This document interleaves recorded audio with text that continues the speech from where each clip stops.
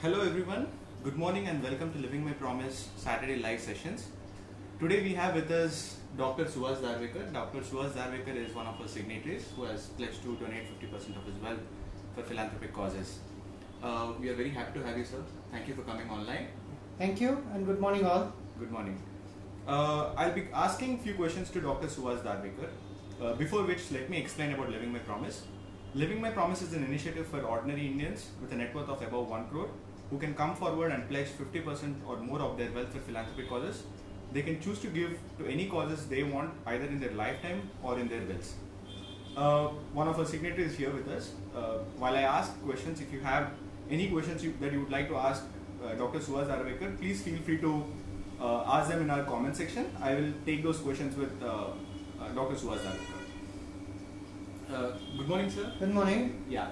So my first question to you would be, today you are a dentist with your own practice and we are live from your clinic, but you had a difficult past, Yeah. which I read on Humans of Bombay and many other platforms. You grew up in the slums of Powai. You had to overcome many challenges to get to where you are today. Can you please share with us about your life during childhood? Yeah, actually it was a big learning experience for me, and probably what I am today is because of the past experiences. I was born to a blind person. My father was blind. He used to work in a factory, but somehow the factory got closed, and then we were absolutely in dire straits.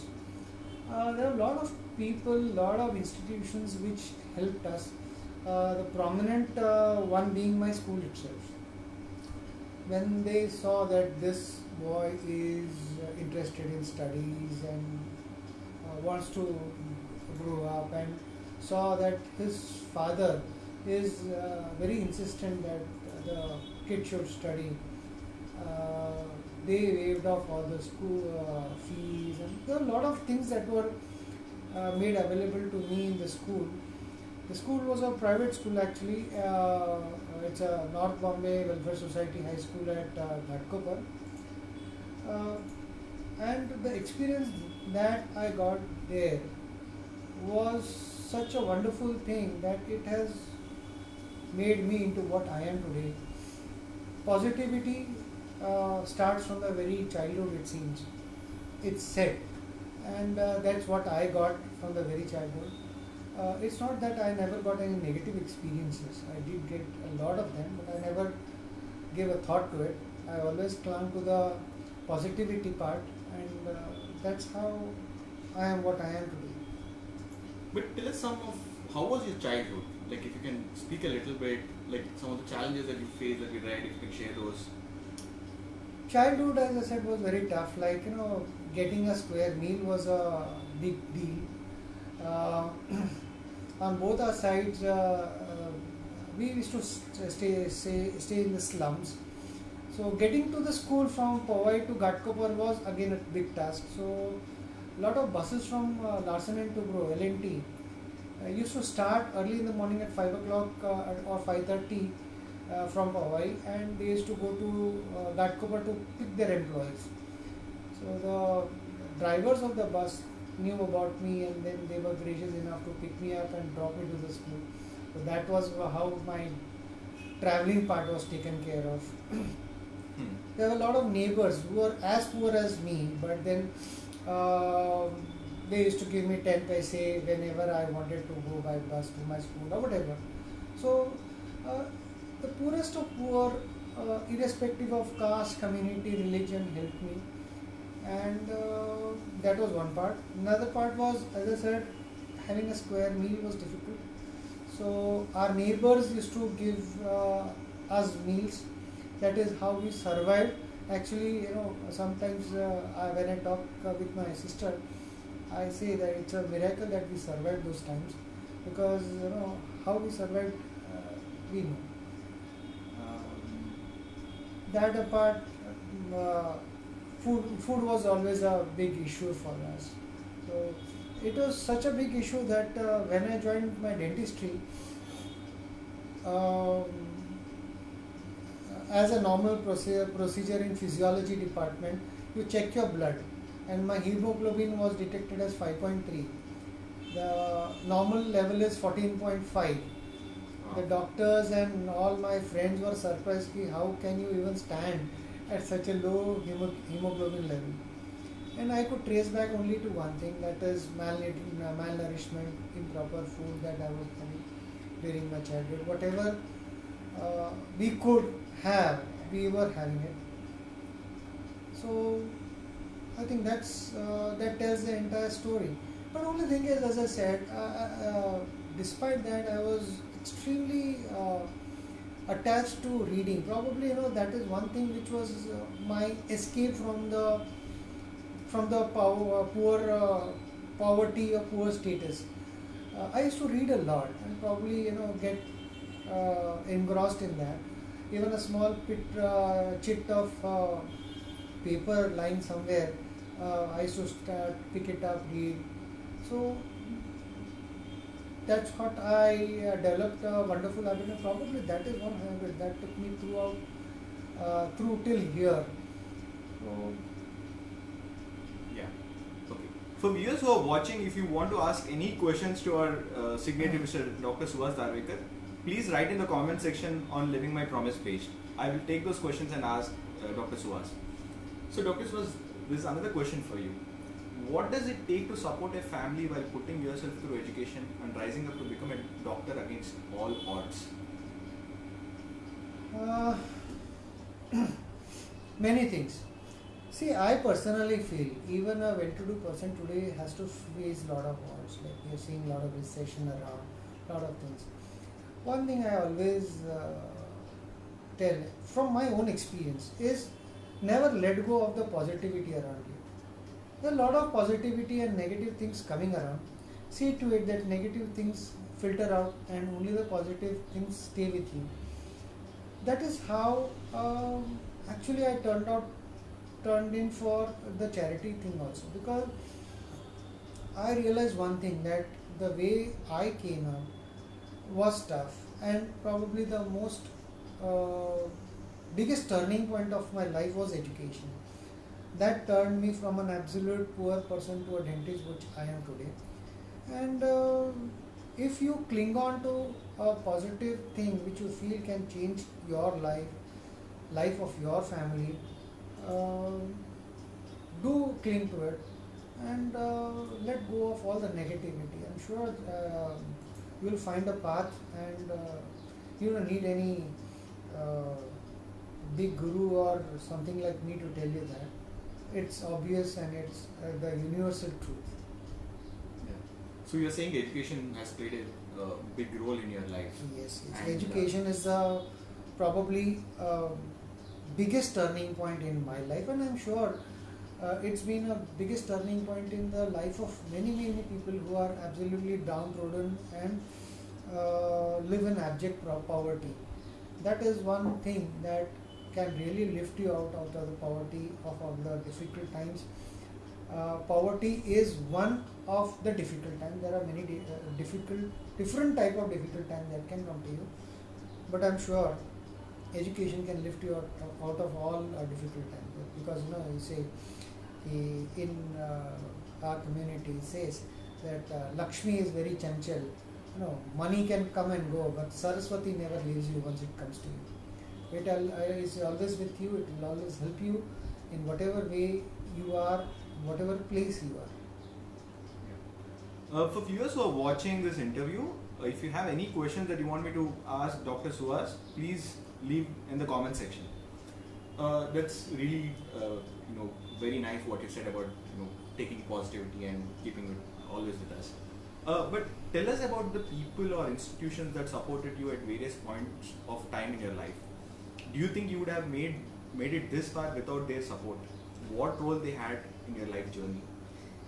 See, for a person like me, or for any person, even if people who are watching this live, if you just go into your past and see, there are always many people who are actually helping you in one way or the other, and that is why you are what you are today. Similarly, in my case also, there were countless people, and I cannot pinpoint. Only thing is, what I can do is I can pinpoint some institutions which helped me. First and foremost was my school. It made me into what I am today because they allowed me to keep coming to the school irrespective of all the odds. I was probably the only student in the school that could come in chappals, and otherwise shoes was compulsory in our school. So dresses were gift. I mean, school made some of its friends or donors to donate me dresses, my uniform, and so on and so forth. I mean, as I said, the school comes in at the foremost. Thereafter comes in countless people in my locality. As I said, irrespective of caste, religion, they helped me. Sometimes it was as low as 10 paise, which it was in back there in 1984, 85, 86. 10 paise was a big thing. I could travel in 10 paise from Powai to Ghatkopar, and that is how I could do the traveling part to the school whenever I could not get the L&T buses. That apart, there were a few classes which gave me free tuitions, especially the Ramchandra Star classes in Chembur. They used to teach me for 12th standard. This is again given free of cost to me.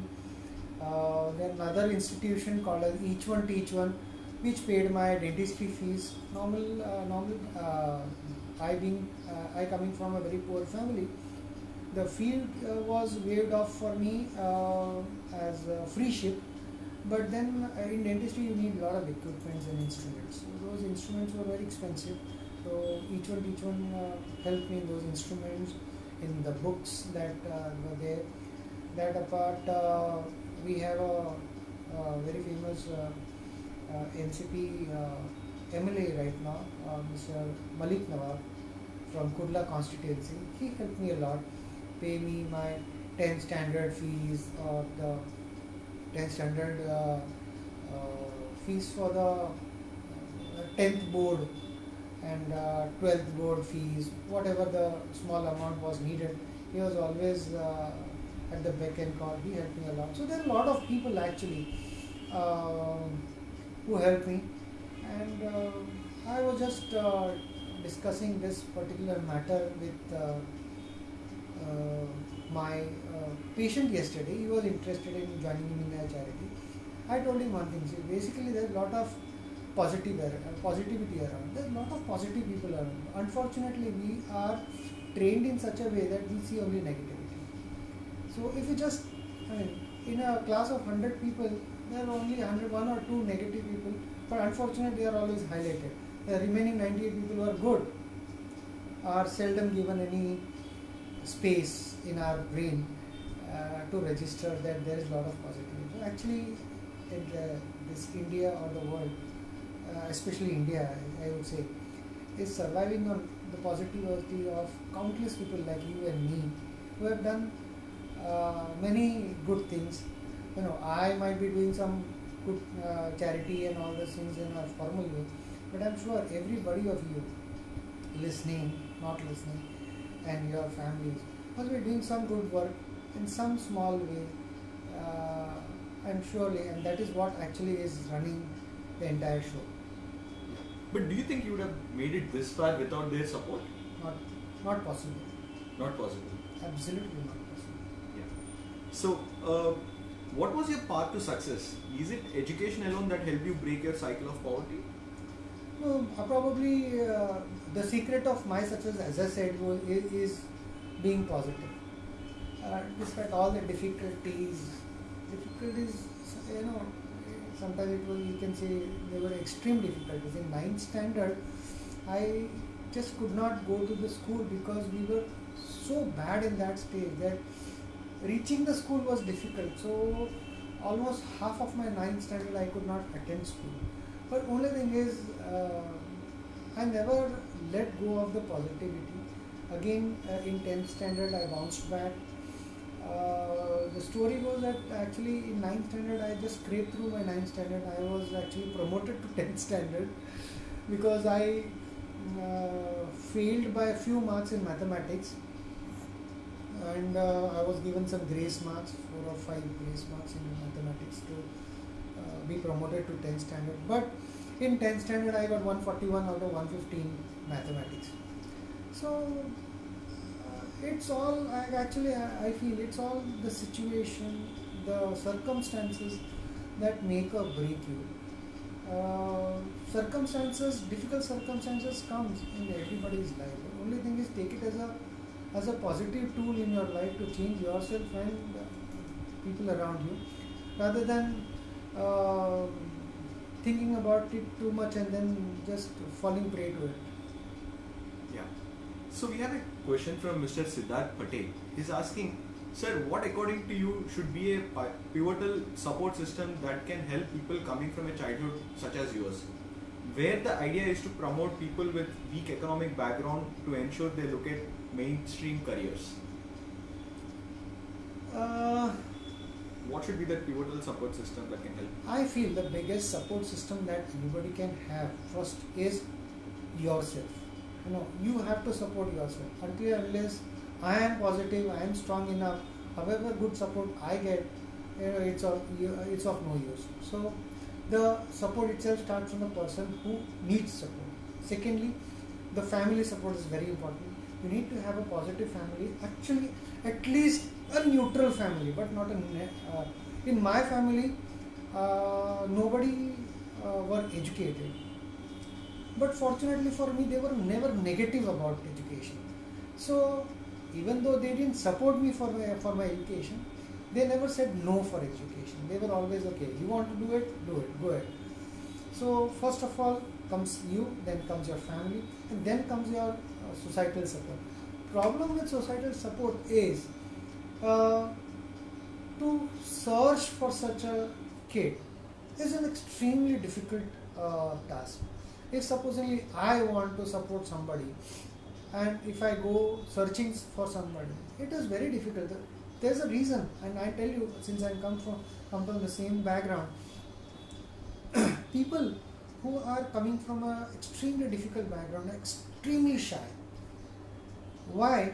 Because the moment they put in their difficult times to somebody, many a times those difficult times or difficult situations are becomes a disadvantage, and you are bullied, you are named, you are harassed for that, and that is the reason why many of the times the poorest of person who needs the most help is always the shyest, is always at the back, and you have to really see to it that you are reaching it to him.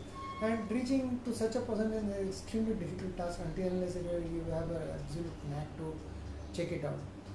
I don't know how people reached me, but I don't know. I mean, things worked in me.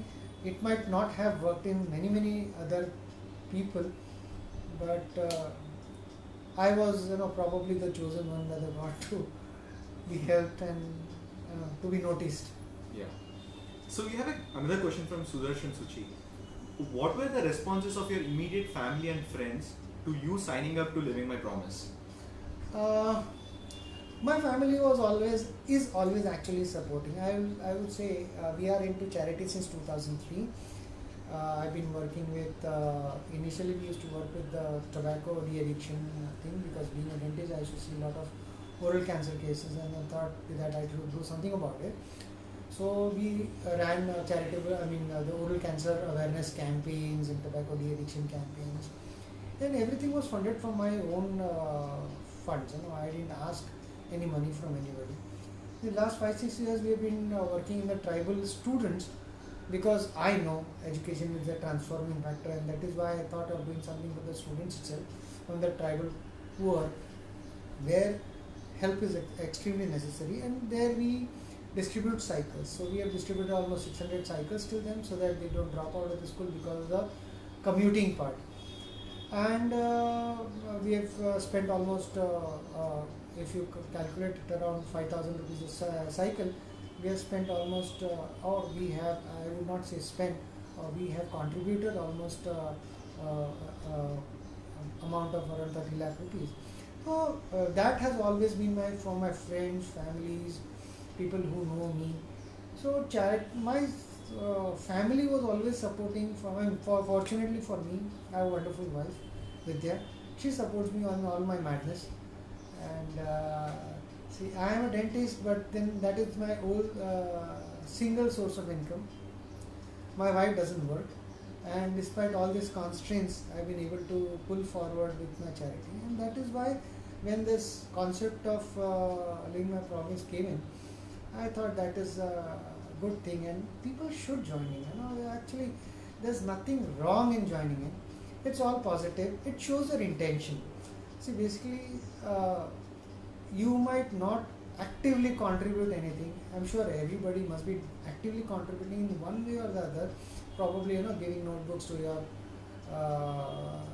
the boy who comes at your place, or something of that sort. Small things, or giving hands to some people, something of that. Everybody must be doing some good thing. But then, let that good thing not be just with you.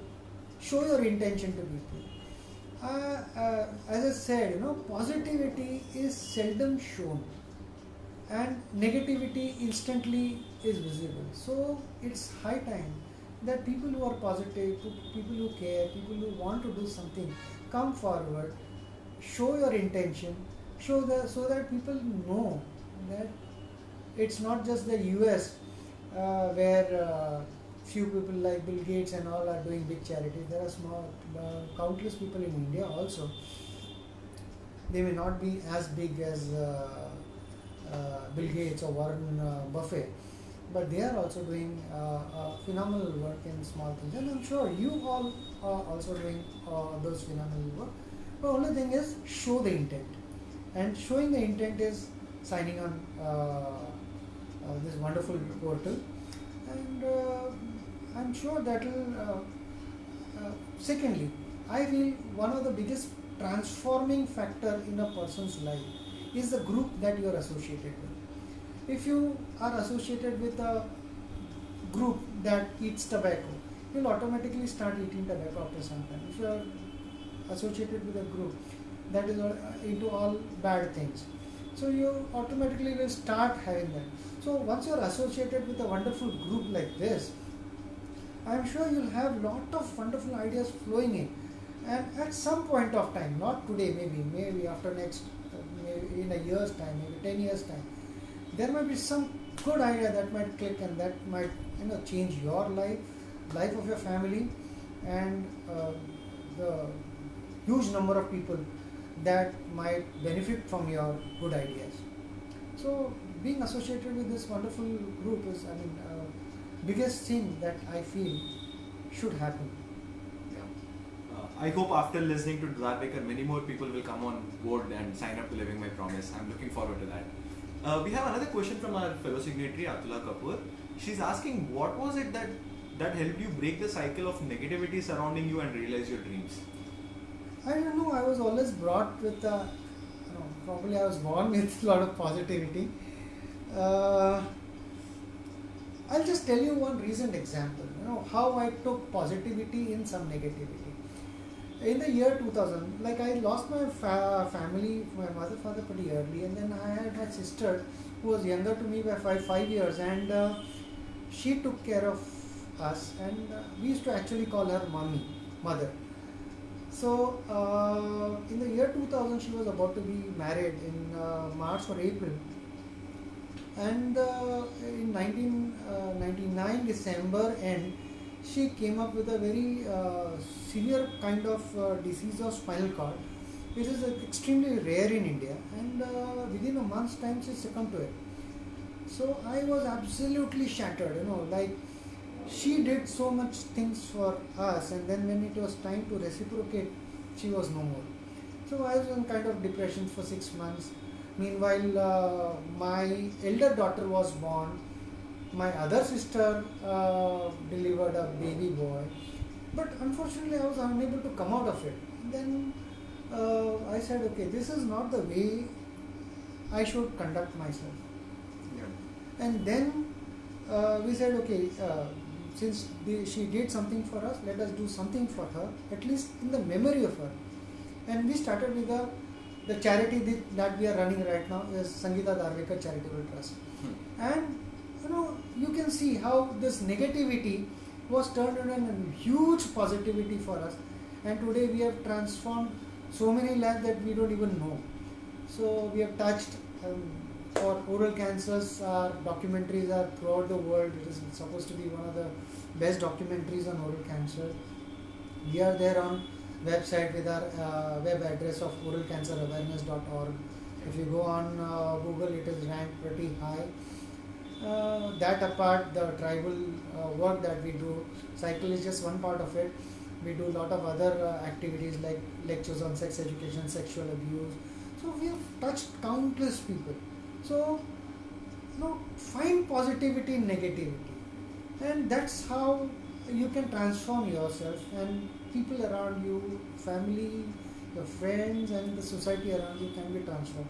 And many times it is just one single person who is absolutely strongly positive can be a big transforming factor. Biggest example is our Mahatma Gandhi. That's true. Yeah. So I have another question for you here. Mr. Yatin Madhukar is asking, what are your views on organ donation and transplants? What is the state of society awareness about these areas? They are absolutely crucial. Being a doctor, I would always vouch that I have already signed up for both.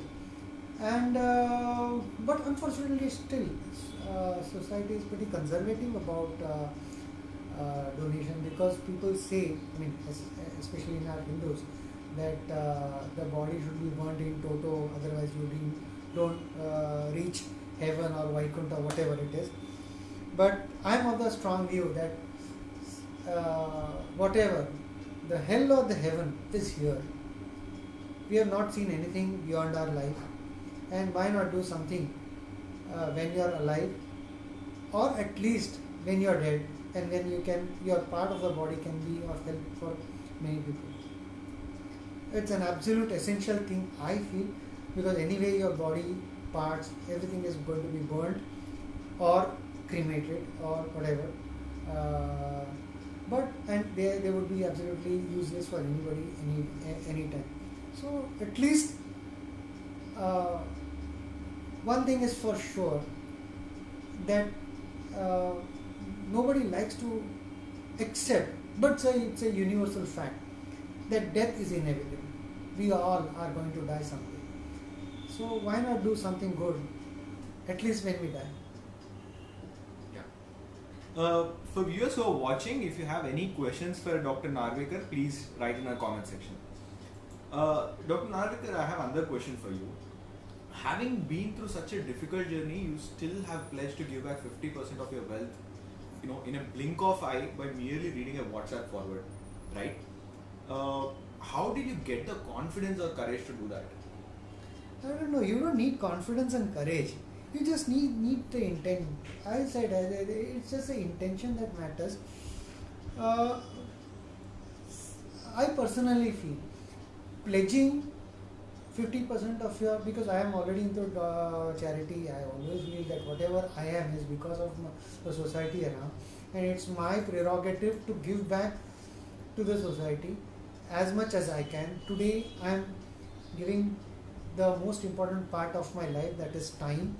I work in the charity for 2 days, Sunday and Monday. One entire working day of my dental clinic is totally dedicated to the charity, where I go in the tribal areas, work, go to different schools, check out on the position of the kids there, and then do activities. So your intent or intention is very important. And I personally feel there's nothing wrong in signing in.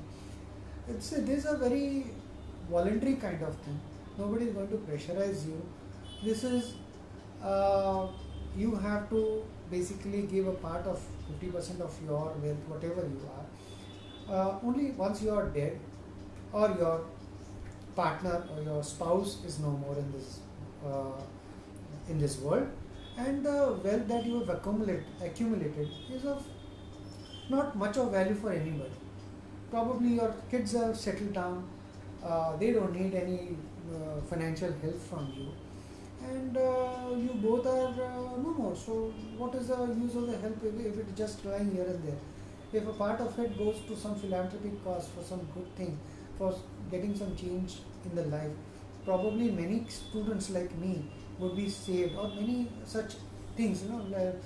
Education is one part of it, but there are a lot of things that can be done, and uh, for everything you need money. For example, for my traveling, I needed the 10 paisa. It is small money amount, but it was a huge thing for me because that was one of the big transforming factors for me. Yeah. So, do you think it is easier for people like you to sign up as compared to others who have been brought up with a lot more comforts in life and therefore are used to it? Not necessary. I feel it is a thinking process. Getting in from a wonderful background or a absolute bad background is immaterial. I feel it is how you think about everything, how you approach a certain thing in your life is what makes or breaks. I don't think it's the key. Probably, see, I personally feel there must be countless people who must have come through difficult times like I have done, but very few are actually active in the philanthropy part. So doesn't mean that once you are come up from a difficult time you should always be philanthropic. It is not necessary. It is not thing that should come. It's all innate. But probably I feel how you've been brought up, your sanskars, the culture that you brought up, the thought process, all that makes a huge difference. And probably the biggest difference I feel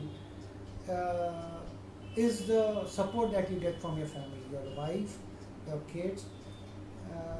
That's what actually everything done. Many a times we might have some positivity, we might have some plan to do something big, something good, but if you are not supported well by your wife or your kids, they feel that this is just useless, you're wasting your time, you're wasting on your money on something like that.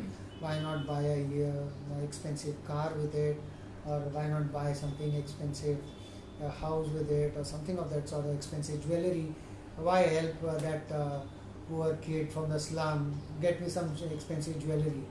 So it all boils down to your thought process and the support that you get from your family.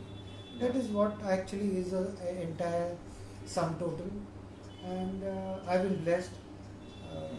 I don't know if there might be a huge number of people who are blessed, but at least people who are blessed can come forward. Yeah, but interestingly, you mentioned all these things. How do you balance between the giving and the other uses of your money? Like for example, like jewelry or foreign vacation or a holiday. How do you balance between both of these? I live a very frugal life.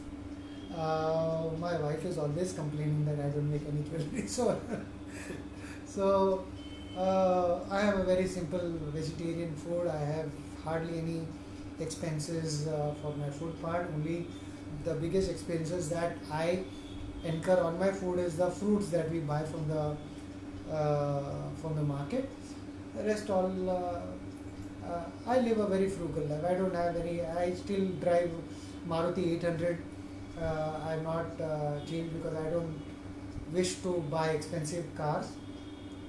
I'm happy with some a vehicle on four wheels that can take me from one place to another.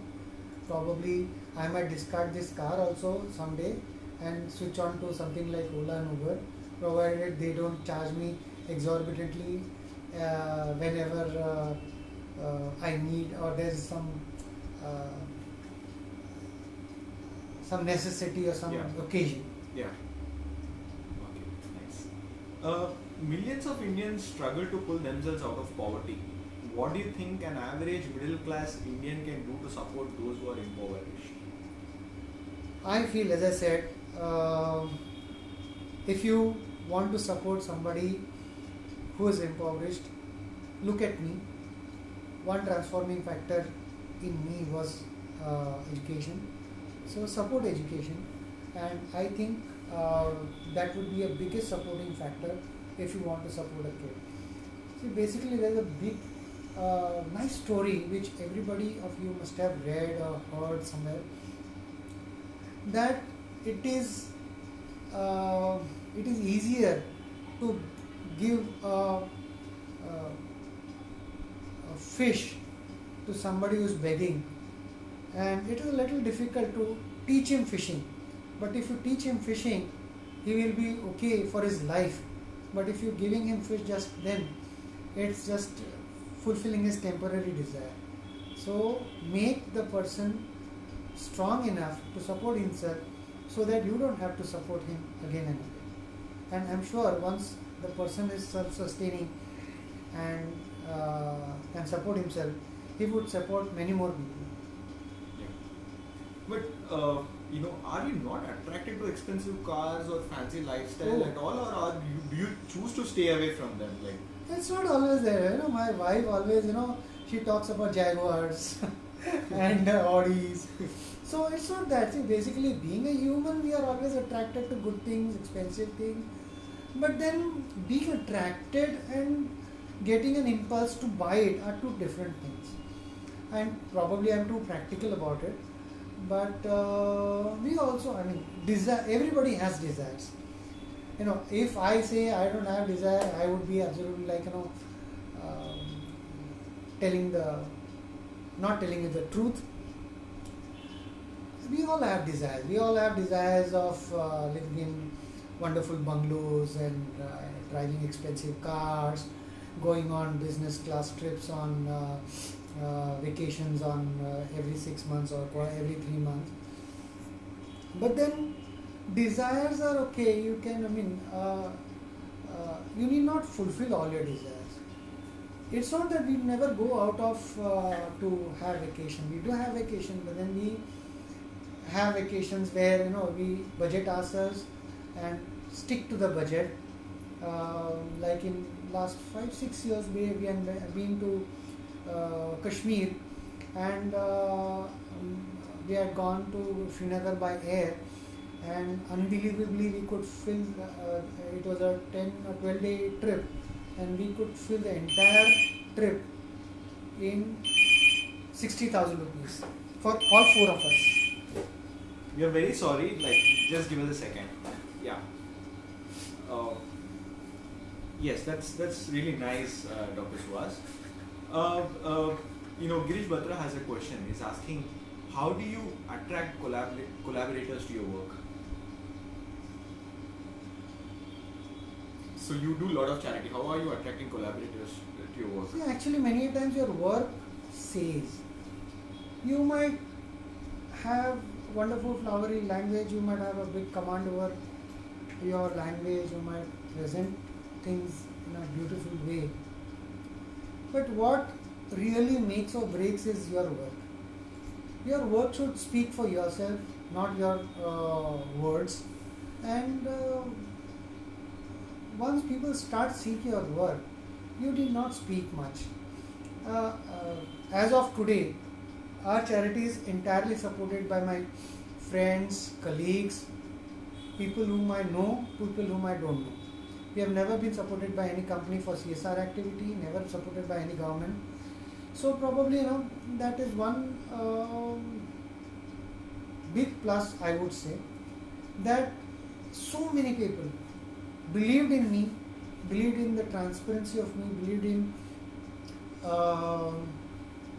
the thing that whatever this guy does or would do would be good, and that's how people came forward. Actually, there are so many friends who just saw me on Facebook posting something that I have done.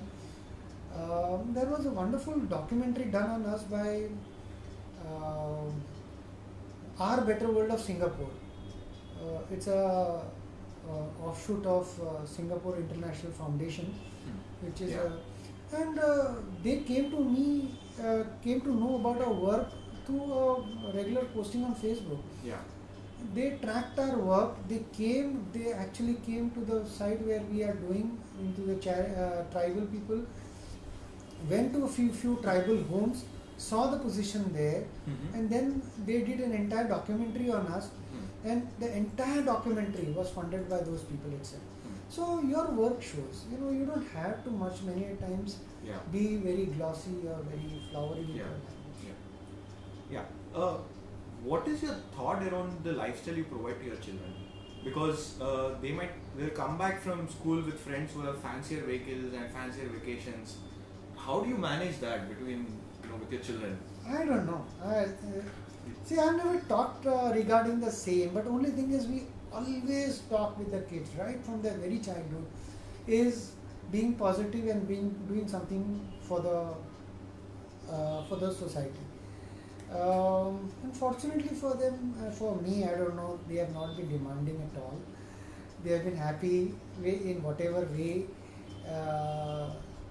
they are living, and many a times I would say they are miser than me in in the regular conduct. They are happy with the 10,000 rupee phone. They don't aspire for iPhones and expensive Samsung S10s and all those things. So, and the biggest part is today my elder daughter, she is doing her occupational therapy second year in KEM hospital, and she is teaching street kids on every Friday.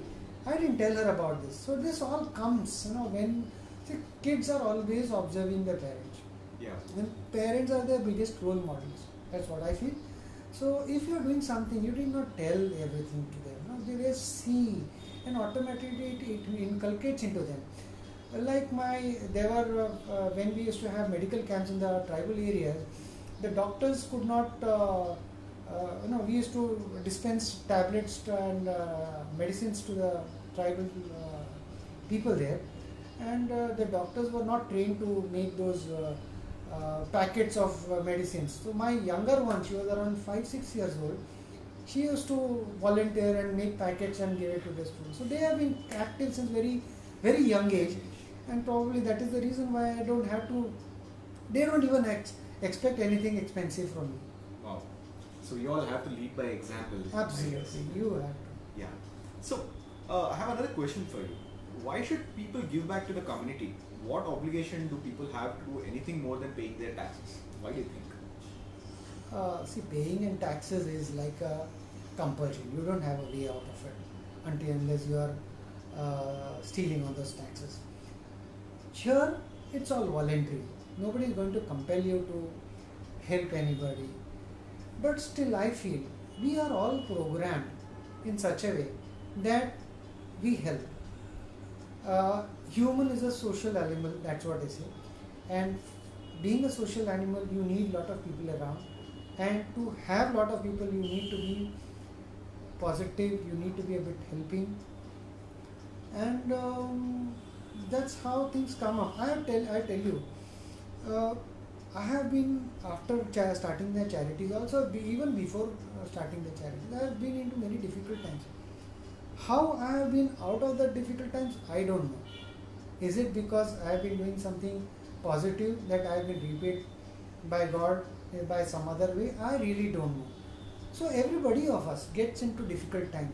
Probably this positive thought, positive attitude, positive approach is what transforms you and glides you through all the difficult times.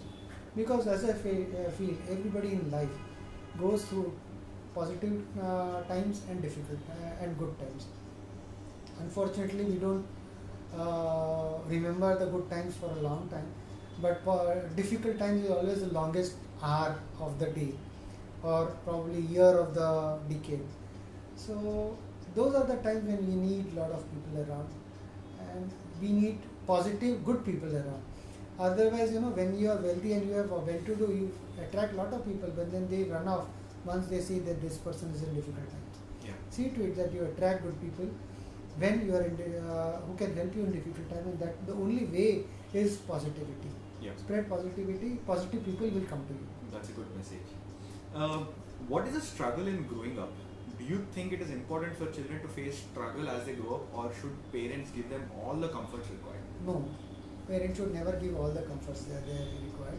The reason is, as I said, I have led by example. My kids don't expect anything expensive.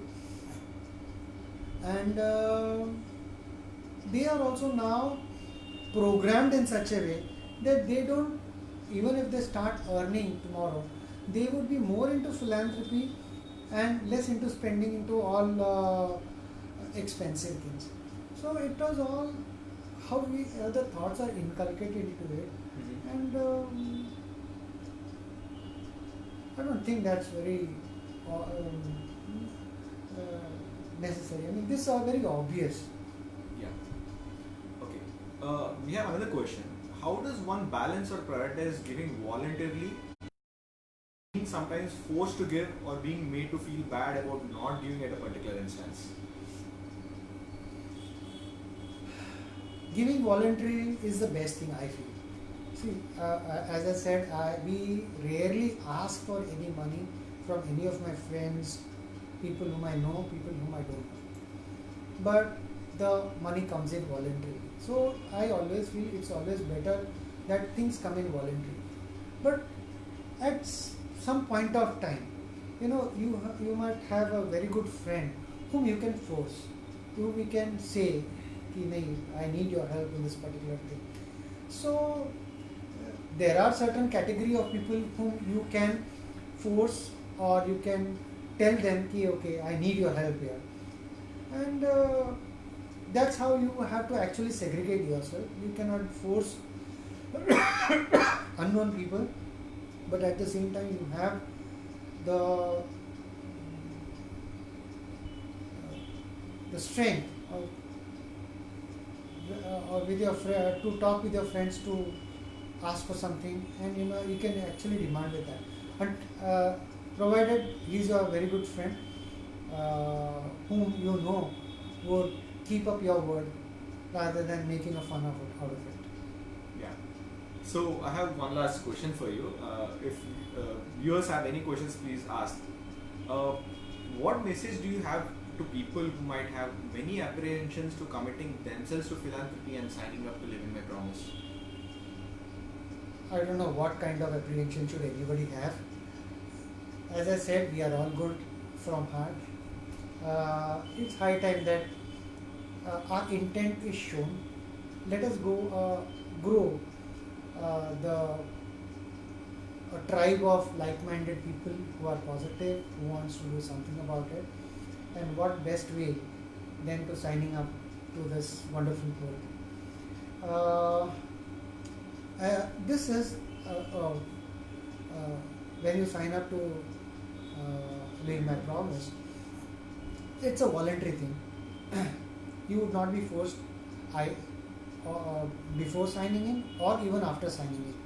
But it shows your intention that you plan to do something good for people around you, for your country, for your society, for your whatever religion, caste, whatever you are planning to do. So the intention, as I said, is very important. What finally boils down to is the people who you wish to get associated with.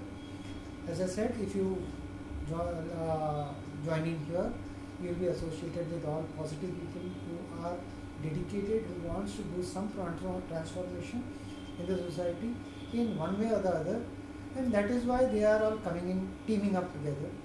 So you are all welcome to team up, and let us all come together, grow as a tribe, people who are like-minded, who wants to do something, and who just don't want to give promises and talk big words, but actually show everything through their deeds and work. So we don't want to be anybody like a politician who tells you big but gives you little. We tell you little but give you big.